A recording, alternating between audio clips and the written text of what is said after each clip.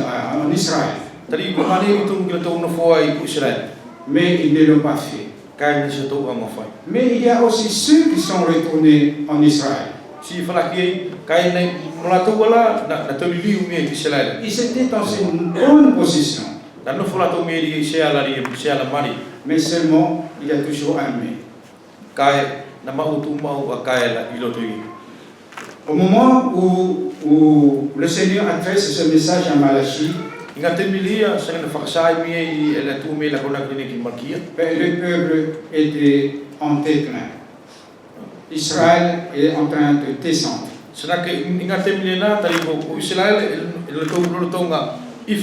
Donc ils étaient dans une bonne position, mais ils étaient dans un mauvais état.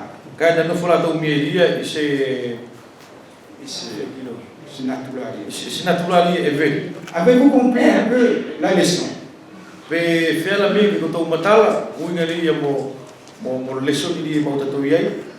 Parce que là, cette image représente aussi l'Église d'aujourd'hui.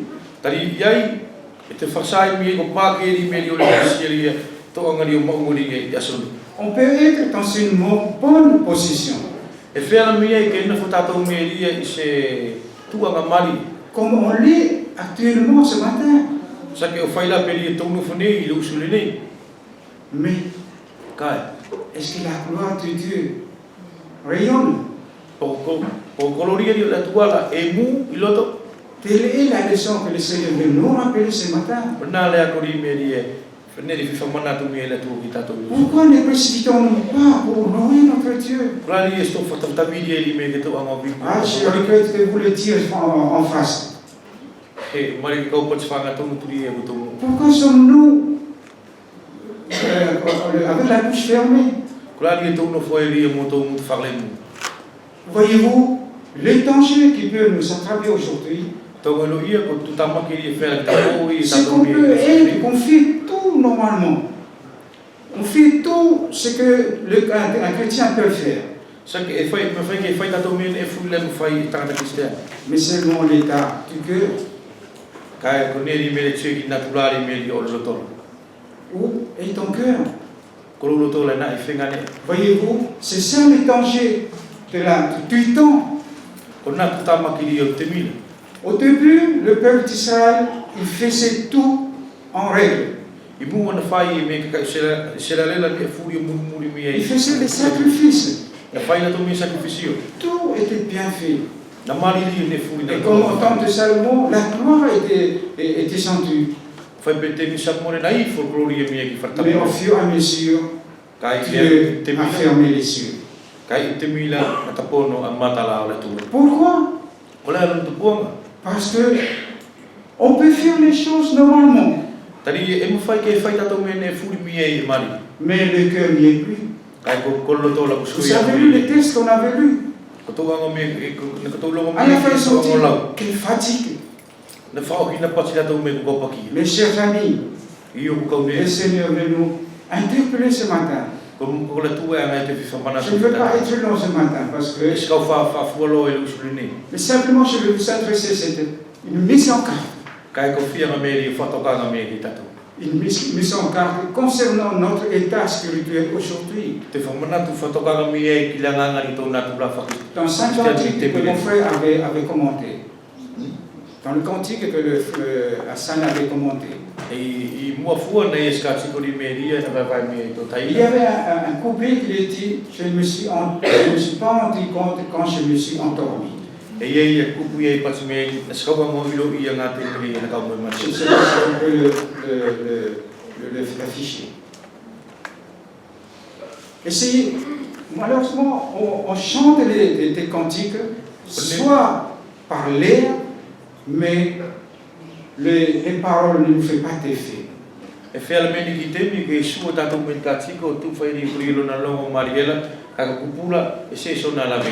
Quel est le risque qui peut nous arriver? On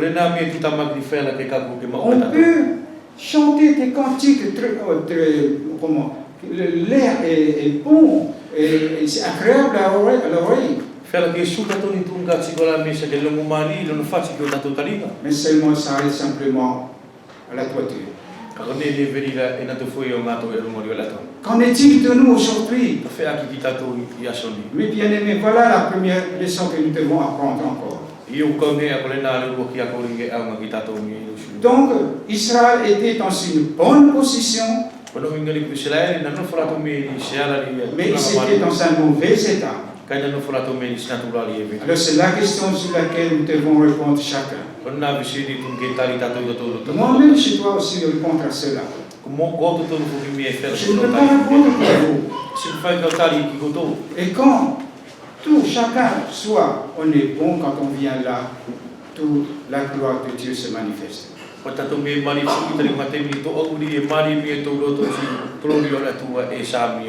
Voilà deux catégories. Il y a ceux qui étaient à Babylone, mais il y a ceux qui sont retournés. Mais heureusement qu'il y avait au milieu de ces catégories une troisième catégorie.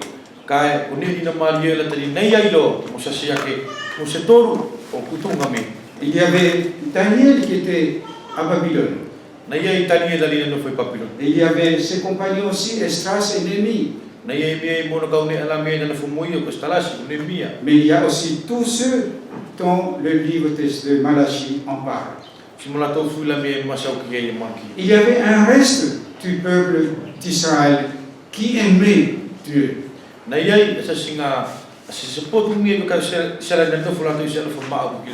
Et ce reste existe tout le temps, depuis tout le temps.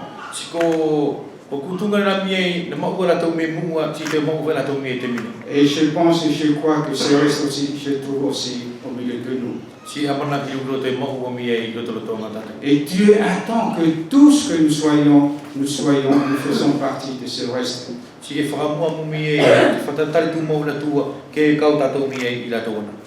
Dieu demande des amoureux de Christ.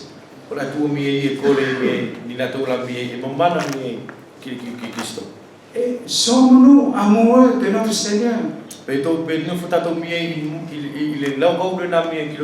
Si nous le sommes, le commentaire de mon frère concernant le monde se fera automatiquement.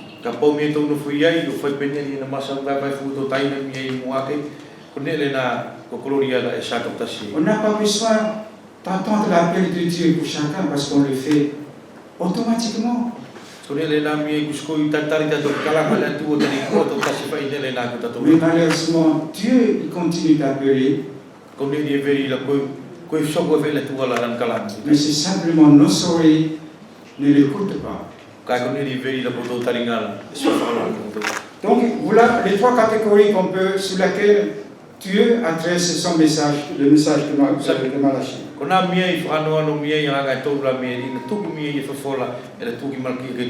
Donc nous voyons l'importance de l'état du peuple. Son état spirituel défaillant. Alors,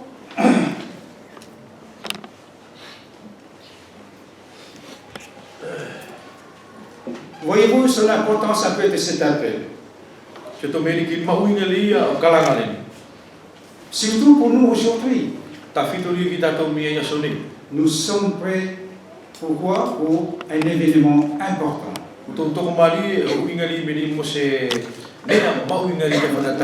Nous sommes plutôt proches.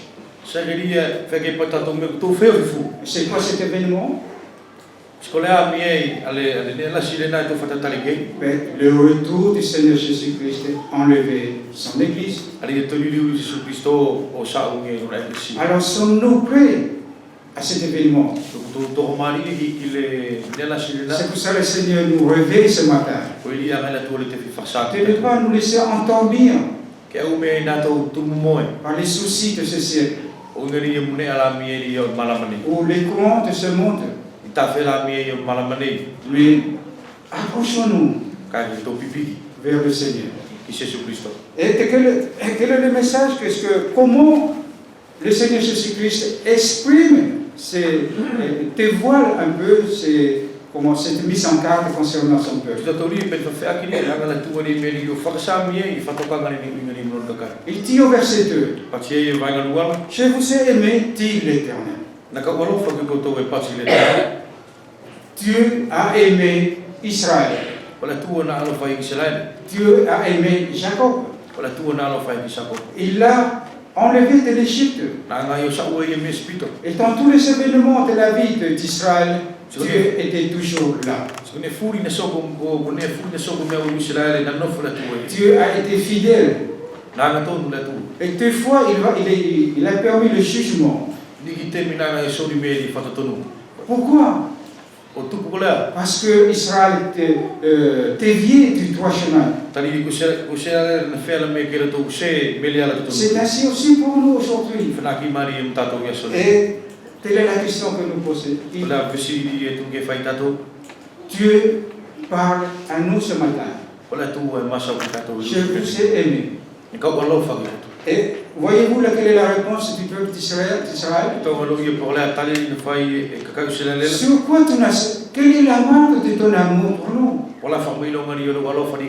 C'est exactement pareil aussi pour nous aujourd'hui. Mais la preuve de cet amour, mes bien-aimés, c'est quoi? La croix, n'est-ce pas? Tout le monde nous connaît la croix. Et c'est la manifestation suprême de l'amour de Dieu pour nous. On l'a répété à la table. Il a fait cela pour toi et pour moi. Là, on peut simplement résumer là. Mais chaque jour, la santé, le travail, la maison, les vêtements, le manger, le boire, et tout donne tout. Il a dit aux Éphésiens, vous êtes bénis de toute bénédiction dans les lieux célestes. Il nous a bénis de toutes les bénédictions, il n'a rien retenu. Si tu as Christ, tu as tout. Dans le cantique a été dit, Dieu n'est-il pas suffisant? Pourquoi nous plaignons-nous chaque jour? Pourquoi nous plaignons quand il permet quelques difficultés dans nos vies? Nous devons nous réjouir, bien-aimés. Dieu ne peut pas nous punir, ne peut pas, parce qu'il a, Jésus-Christ a porté le châtiment. C'est vrai que ça paraît difficile et dur pour nous d'accepter les difficultés de la vie.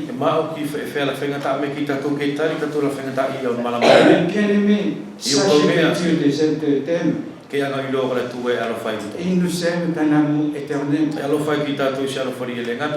Tout es-tu encore aujourd'hui?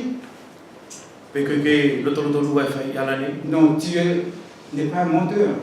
Il est fidèle et il accomplira ses promesses. S'il tarde dans l'accomplissement de ses promesses, attends-la. C'est la patience. Donc voilà, il dit ici, et le peuple de Dieu, Israël répond, en quoi tu nous as aimés?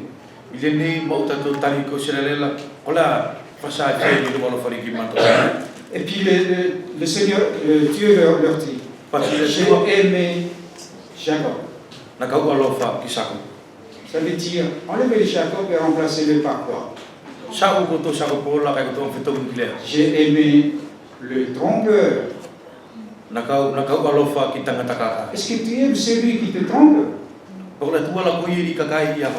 peux pas l'aimer. Et pourtant lui, il le fait. Pourtant le Seigneur le fait. Il sait ce que nous sommes. Il sait combien on est faible. Comme l'avait dit l'autre frère de Vincent l'autre jour, on était des voleurs. Et pourtant il nous aime.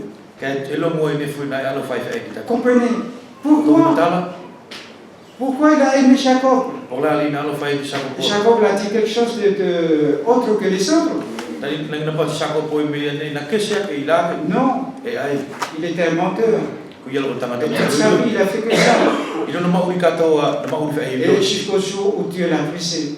O ka ku kila sori na ngala tu C'est fasili. pareil aussi pour nous. Fena ki mari tato. Si nous marchons comme ci, comme cela, Ka po me to sa piku piku. un jour, on te va le rencontrer. E ilo ta sia so me sa me le. Mais seulement, vous savez, il se présentera avec une verge.